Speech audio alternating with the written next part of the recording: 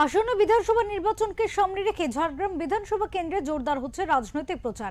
সেই ধারাবাহিকতায় মঙ্গলবার প্রচারের পারদ চড়তে দেখা গেছে এবং সেই প্রচারের পারদ চড়াতে মাঠে নামতে দেখা গেছে ভারতীয় জনতা পার্টিকে।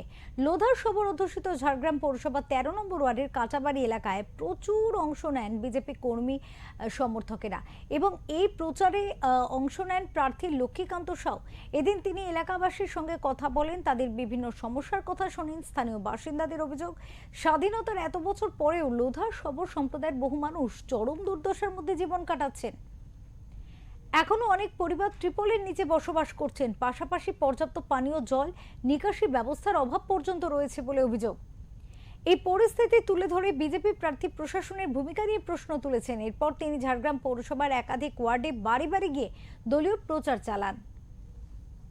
সমাজের, পিছিয়ে পড়া সমাজের, লোধা সমাজের, সবর সমাজের টাকা সব পুরোটাই আত্মসাৎ করে নিচ্ছে।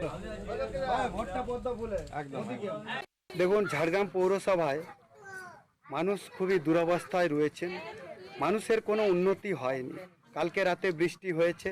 আমরা এই জঙ্গলমহলের প্রাণকেন্দ্র পাঁচমাথা মোড়ের জনগণের সামনে তুলে ধরেছি জলের নিকাশি ব্যবস্থা নিয়ে। এবার আমি এখানে এসেছি 11 নম্বর 13 নম্বর ওয়ার্ডে। এই ওয়ার্ডে মানুষ ভীষণ কষ্টে রয়েছে, ভীষণ কষ্টে। এখানে যদি দয়া করে তৃণমূলের নেতারা একবার আসেন তাহলে বুঝতে পারতেন যে আসল উন্নতি কি হয়েছে। কোনো উন্নতি হয়নি। এখানে মানুষ অসহায় রয়েছেন। এখানে স্বাস্থ্য পরিষেবা কখন কার কি হয়ে যাবে শুধুমাত্র ঠাকুরের ভরসায় রয়েছেন।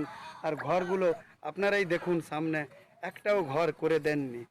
এরা লোধা সম্প্রদায় থেকে আসেন, এনারা সবর সম্প্রদায় থেকে আসেন, জনজাতি সমাজ থেকে আসেন, পিছিয়ে পড়া আমাদেরই ভাই বোন। ইনারাই আমাদের বংশধর এবং ইনাদের মোদিজির পাঠানো টাকা এই লোধা এবং সবর সমাজের, জনজাতি সমাজের জন্য পাঠানো কোটি কোটি টাকা তৃণমূলের নেতারা সবাই আত্মসাৎ করেছেন, কিন্তু ইনাদের কোনো উন্নতি করে দেননি। এটাই আমি দেখতে পাচ্ছি।